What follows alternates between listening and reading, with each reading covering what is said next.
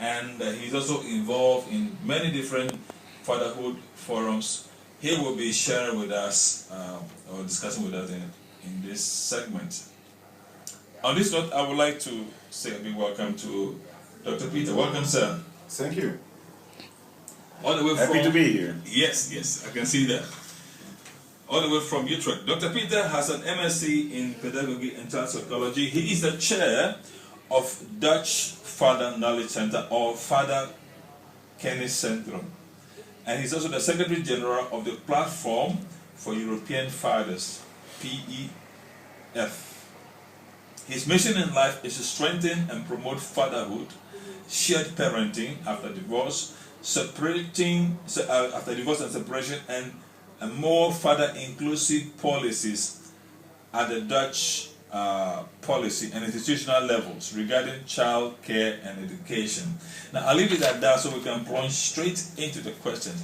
Now, Peter, welcome once again, and I'd like you to tell our listeners, why did you choose to get involved in fatherhood issues? Yes.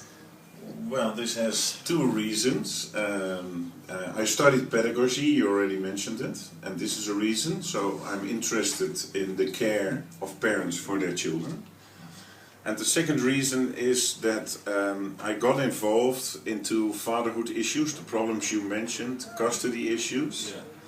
Yeah. Myself personally, and I joined the oldest Dutch organization on that level, which is Father Kennis Centrum. It exists 25 years, and that's the way I got involved.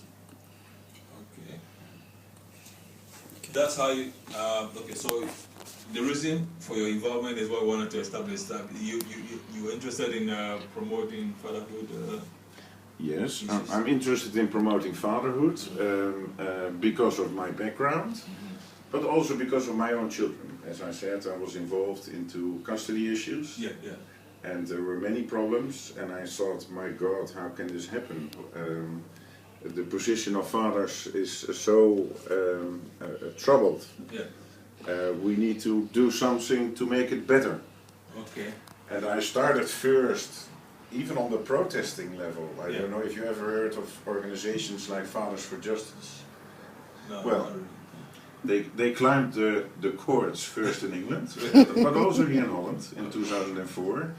Actually with my house letter. And then later I made a change. I thought, well, you can protest it, but we need to make society more aware of the importance of fathers for their children.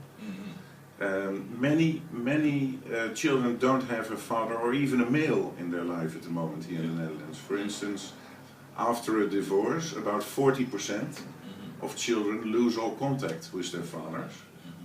And this is about 500,000 children in the Netherlands. They are growing up without a father. That's a lot. Wow. And that's really a lot. And sorry, go ahead, finish. Well, if you go further, if you look, for instance, to childcare institutions, crèches and kinderopvang in Dutch, you see there are no males involved there. Only women. Only women personnel. And children also need a male input. They also need a fatherly input. And this is replicated in primary education, where 85% of the personnel is female. And what we need in this society is more shared parenting on all levels. And for that we need more involvement of fathers, and that's my mission. Excellent. It is very good that that sort of balance is being brought back or emphasized in our society today. But you said you were involved with child care something. Were you like, I wanted to get that part, were you involved, like, did you work with some of those institutions like Jeugdzorg or something like that? No, I was never involved with Jeugdzorg. But which one? Before I involved into Father Kennis Centrum, I was doing educational campaigns, actually traffic safety campaigns. And traffic safety of children on the way to school. All right. Okay. One of my campaigns is De Scholen zijn weer begonnen. This is this. Oh, it's from you? Yeah, this is originally from me. Yes. Wonderful. Good to to meet you then. Yes. Well, I saw recently, in fact, just this weekend, this weekend or somewhere just at the end of last week, there was a report which I read on new.nl about a disappointing discovery in some of the stories which the cost system, especially the cost system for children, a lot of lies which the youth has been kind of propagating or something like that. Now, there are many problems. They found out that the judge, the legal system, it believes the youth so easily, and then they quickly transfer children into custody, out of custody from their parents. And so this has too easily, while research has also shown that it is much more worthwhile to put more effort into supporting parents who might get into trouble. Because children do better with their own parents if you support them than if you put them in an institution or in a foster family. Absolutely. So these changes, they are difficult for children. So actually there should be more, well, they call these network support, family group conferences. There should be more an effort in jeugdzorg to approach these cases along this road. But this is a problem at the moment. And one of the big issues of parents who have their children taken away from their families is that jeugdzorg, well, it doesn't do truth finding, waarheidsvinding. That's a key word in all the protests against jeugdzorg. And also fathers, divorcing fathers, are confronted with this because 65% of the children with jeugdzorg are also children of divorce. There's a connection. This was found in research in Drenthe. This is a Dutch province in the north. You know. Okay. Now, so what then is your main message? I'm talking about the organization you're working with, Father Kenny Centrum. What is your main message to your audience, and who then are your target group? Well, my target group are fathers, but on the issue of fatherhood, the rest of society and politics and institutions. And my main message would first be to fathers: get involved. Be there for your kid. You don't know how important it is that you are involved in the lives of your kid. It makes all the difference in the education attainments of children. It makes all the difference in their self-worth, their feeling of self-worth. Their mental stability, their mental welzijn. How do you say welzijn? Wellness. And so get involved, please be there, and try to find a way with the mother, who are doing wonderful jobs, to do this together. And to the society and to the institutions and the legislators in Parliament, I say, please acknowledge the importance of fatherhood. Think more about adapting your approaches also to fathers, because often fathers are forgotten. If you go to consultatiebureau, for instance, you start talking about the baby coming, and they all the time talk to the mother. And then in the end they say maybe something small to the father, but they should get these fathers involved, be there and address them. Also inform them about what is important for them to do. And this is what I like to, this is my message on all levels. Okay, so very, very important. It's a pity things kind of went the other way, where women have gotten all, the mothers in this case, have gotten all the focus and the attention and the support, and the fathers are just pushed on the sidelines and made, to seem so insignificant in the life of the children. I can imagine many fathers who grieve because the legal system did not accommodate them, or on the basis of some allegation, push them out and didn't give them the room to play a role in the life of their children. You mean after divorce, for instance? For example, separation? Yes, for example. Well, this is an issue. This has to do with old ideas of silence. Yes. actually John Bowlby, I don't know if you ever heard of him, he did some studies with these wired monkeys, and he found out that, at least that was his conclusions at the time, immediately after World War II, the tender years principle, the tender years theory, which sort of means that children, they actually only attach to one person, the mother being the primary carer, this presumption. And this idea, in the meantime, science is farther and has found that children can attach to two persons, and that for that you need to have an active involvement between two parents and their children. So there is no primary parent and secondary parent.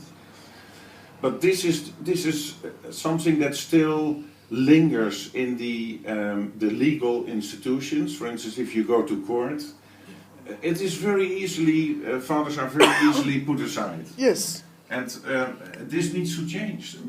It needs to change on the level of the legislation, but it also needs to change in the hands of judges, and it needs to change in the hands of child protectionists and youth care professionals. Absolutely. Well, ladies and gentlemen, if you're listening to this program, we would like you to give us a call if you want to talk to Mr. Peter Tromp, to ask him a question or give a remark. Give us a call on 0207371619. This is a very crucial subject. There are many fathers out there who have felt marginalized, put aside, not treated well, felt not treated well by the system, and this is what Mr. Tromp is standing up for, and I'm really glad about that, to help to bring balance into the family or the societal system in terms of having mother and father play an equal role in the raising up of their children. I can imagine many children who have been denied the role of a father because of the legal system, the way it's been running until now. And now that we're trying to bring some correction, that's quite an uphill task, don't you think so? It is an uphill battle, and for that everybody needs to be involved. Yeah. And so there is really something I would like to tell to the fathers: please try, please be there, and this helps.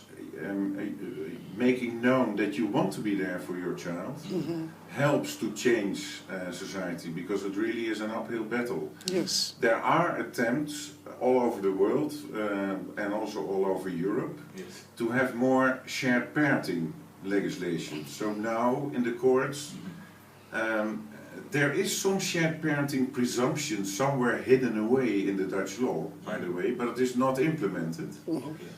And normally the practice in the courts is that the child is given to the mother. Yes.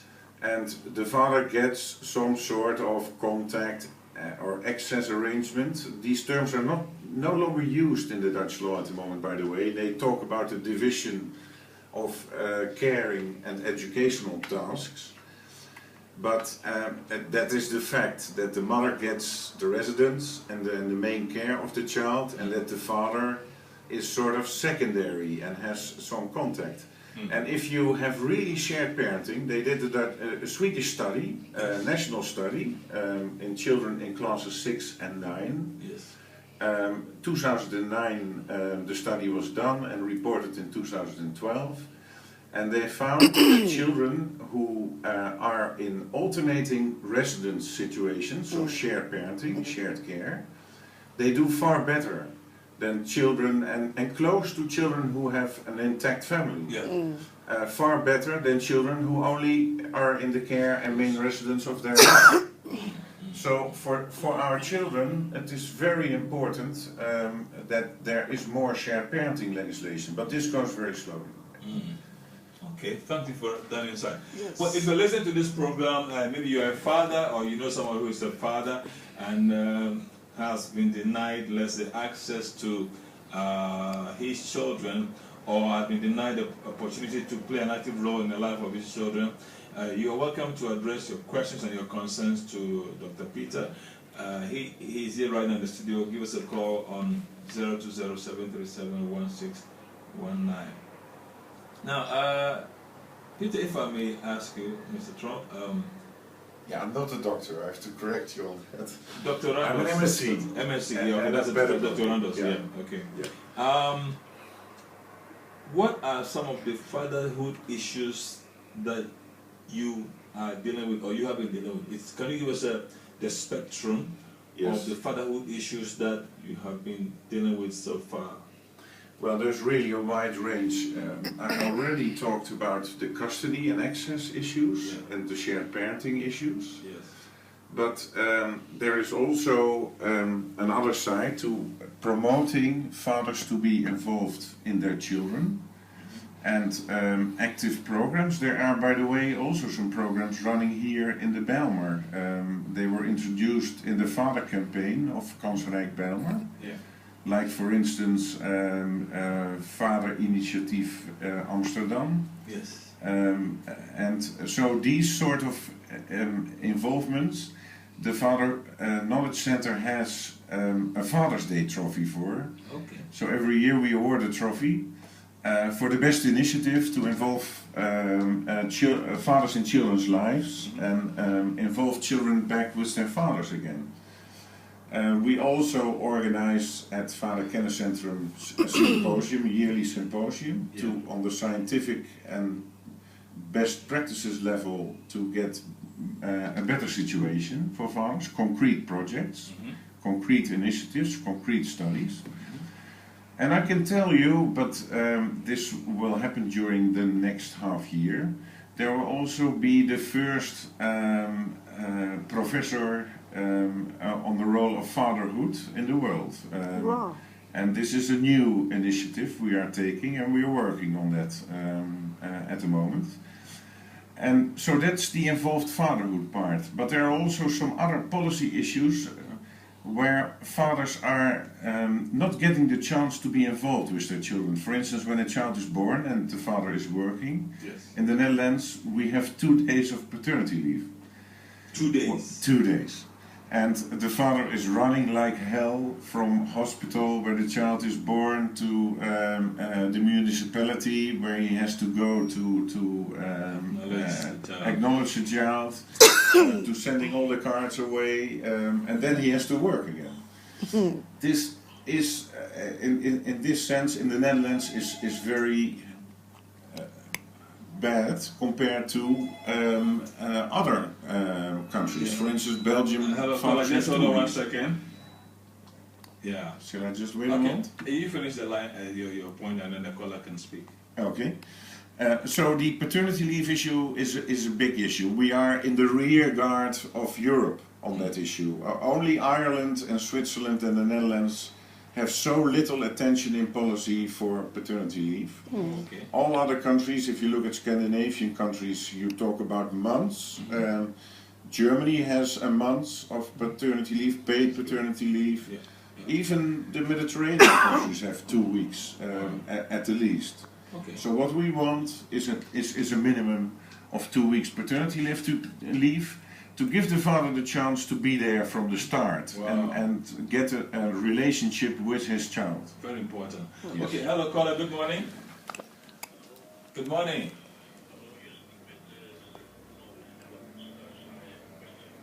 Mr. Who? Okay, go ahead. Let me see if I can. Yeah, go ahead, sir. I heard Mr. Tromp talking about family law. Yes, family law, yes. Yes. One question, can he also tell about the Passer syndrome with children? Yes. Okay, go ahead, sir. You mean the parental alienation syndrome?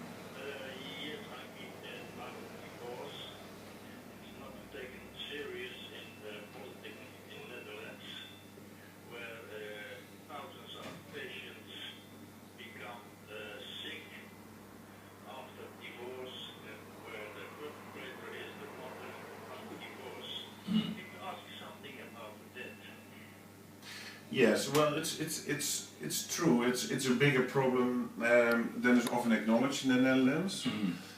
Parental alienation syndrome is the effects in a child when one of the parents induces a hostility feeling towards the other parent who is not living in the house. Yes. Yes. But it is, the parental alienation syndrome is what it does with the child. So the child sort of takes that over. It's actually coming from the other parent. Yes, And I know, but the law in the Netherlands and also the judges will not tell that against the perpetrators.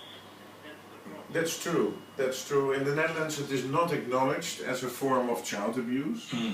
And it should be acknowledged as a form of child abuse. For instance, in Brasilia, you have a law against parental alienation syndrome, having punitive measures Yes. against parental alienation behaviors of the resident parent. Yes.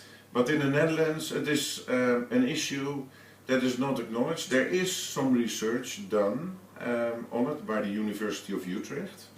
And Mrs. Kaplan, she did her doctoral study on it, and she found that a substantially bigger a part of about 20%, or if I say it out of my head, but don't hold me to that, I can look it up again, of the children is involved or has effects of this parental alienation syndrome. Yes. And that's a substantial number. So. But a lot of these children become patients in the CGZ, psychiatric health, and it's a big problem in youth also. You know that? No, I'm not aware of that, so maybe please inform me. Yeah, tell us more, sir. Well, the Dutch health in the CGZ, they get the children after divorce, and a lot of health psychiatrics don't say that in the family law. That's the problem. So they keep silent. Okay, Oh. so what you're actually trying to say, sir, is that a lot of the children in youth care are also children of divorce. And this is what I mentioned earlier. It's confirmed by the research from Drenthe that I mentioned. Yes. That 65% of the children in youth care, in jeugdzorg, Dutch jeugdzorg, are living in one-parent families. And these are often families of divorce. That's correct. And I have just one question again. The perpetrators are a lot of women. That's familiar. But there's a big problem. We have an article 300 in Strafrecht, you know, mistreating children. And well, why Strafrecht not is involved in civil law? It's also a problem. Well, yeah, probably. What's your question? Why Strafrecht not is involved in civil law, family law? Yes, well, there is a division between civil law and Criminal law. yeah, criminal law. That's the word, and that is a problem. There are some interconnections also on the level of reinforcement of access arrangements, for instance, and this works very difficult in the Netherlands. But maybe this goes a little bit too far for this basic discussion. I know. But at least it's an eye-opener. It's something perhaps you can take up in your fatherhood campaign. Yeah, you can always contact me, or we can talk about it later. But I think now it goes too detailed. Yeah. Thank you very much, sir, for that You're welcome. What's his wonderful name? contribution. His name. Yeah, okay, bye-bye, His sir. name. Yeah, yeah, that's good. Well, if you're listening to the program and you have a question or remark for Mr. Tromp, please go ahead and give us a call on the studio line, 020-737-1619. I like that input from the man, the last caller. Now, maybe I should ask you this question: has your movement made any tangible progress since its inception with your objectives? Yes. Well, as we talked about earlier, it's an uphill battle. We could use some help. And we are making some progress, but every progress we made, like this presumption of shared parenting that is in the Dutch family law at the moment, then these Dutch politicians, they always, this is this polder model of Dutch politics, you do something good and you do something bad and altogether nothing happens. And this is what happened with this law reform in 2009 as well. There were some good things. You have to make a parenting plan if you divorce as parents. There is a shared parenting or equal parenting presumption, but there is also what you call klemcriterium. And this is another form that, for instance, if one of the parents has problems with the other parents, then the courts, use care, child protection, easily says something like, well, the child is in danger of getting crushed between these two parents. And the conclusion then always is that the father is excluded. And this is a wrong approach, because then you sort of make this conflict a conflict of life for the child instead of solving it. Yes. And that's very relevant, and I think that's what the last caller was partially referring to as a parental alienation syndrome. Anyway, I hope you find a way to take up that somehow and get some more support to maybe initiate a change or bring some more awareness to this aspect of the law. Hopefully that takes place. So you are saying, in the answer to my last question, is that it's an uphill battle, uphill task, and you need every support, every help, every involvement as much as possible. Okay. Now, my next question: which are some of the problem areas your organization is still dealing with in terms of your campaign for fatherhood?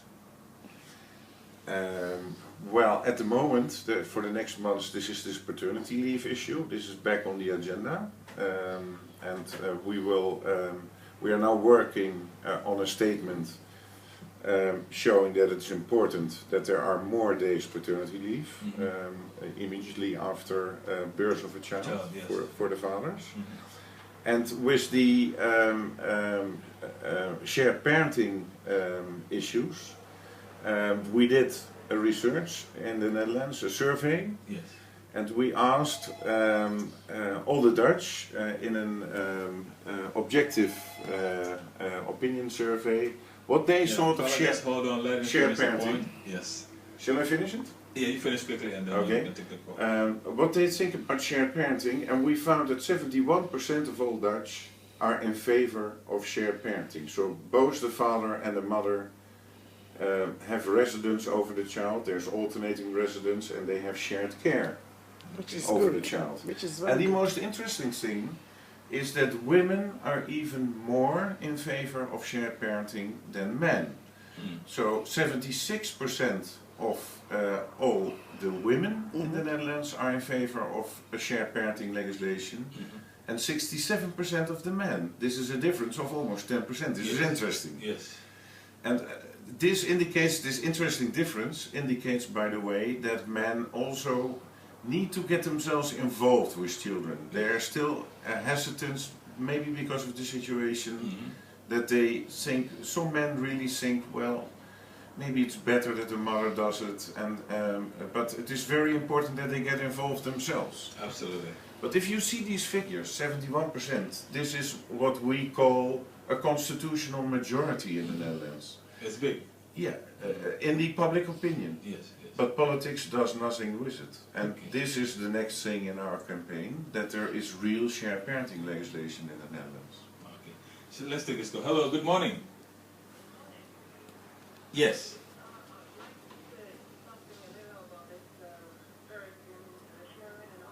Yes. Oh, please tell us your name if you don't mind. Oh, hi. I think I recognize the voice. Go ahead anyway. What I see here is children and relationship or marriage. Yeah. Before equal consent, there is this mistrust. Or disagreement when you decide to go apart. But that disagreement or that mistrust takes, both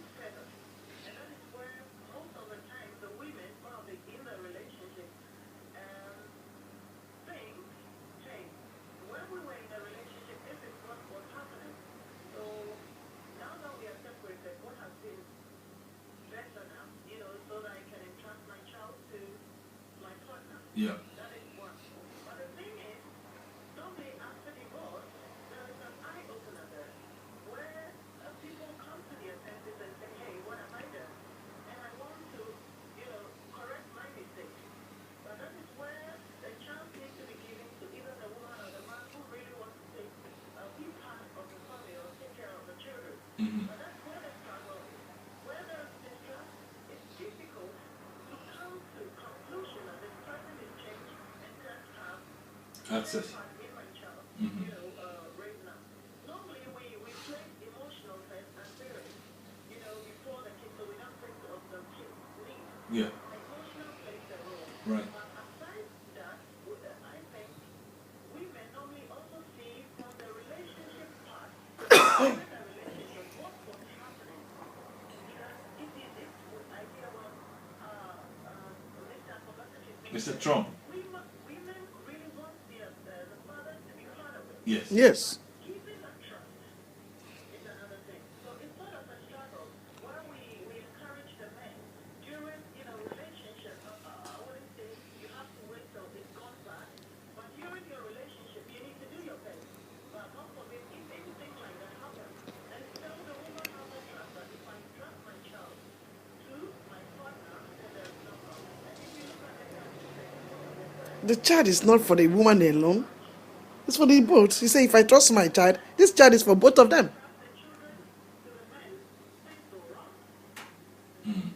What is it that will go wrong? No, no. This child is for both the parents, Okay, not you just want to make a one. comment? Just go Yes. ahead. You can do that. Yes. Yes. No, I think. Oh, I think women should stop speaking this way. If I trust the father, if I trust my child with the father, by the way, you met the child with the man.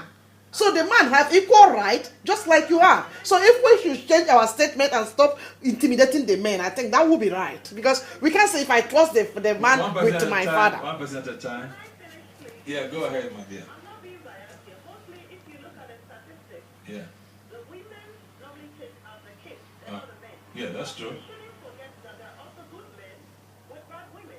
Yes. But the majority, we are talking about the majority here. Mm-hmm. And that is what we have to look at.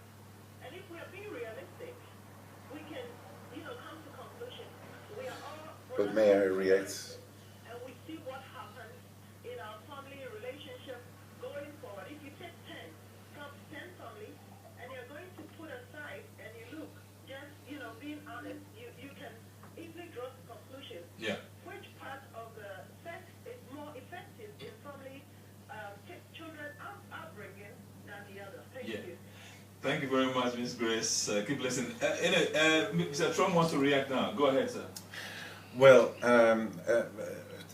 there is some reason in her arguing, Yes. but there's also a lot of reasoning from a position where the mother takes too much control. Yes. We say the poortfunctie of mothers, which is the door function of mothers. Yeah. Mothers are used to sort of manage childcare in the home, and of course fathers need to step up and besides mothers, and need to be more active. But I don't know the name of the caller. But she also said that there is a problem with the majority of the fathers. Well, there's not. There's a problem with the minority of fathers. In the majority of cases, mothers get custody and mothers are in charge in a way. Yes, not a legislator. And there are many problems at the basic level we maybe should talk about as well. But, Okay. So that's another issue. Good. Well, unfortunately, our time is up. Any No, closing word or remark for our listeners? You can do that in a minute so we can...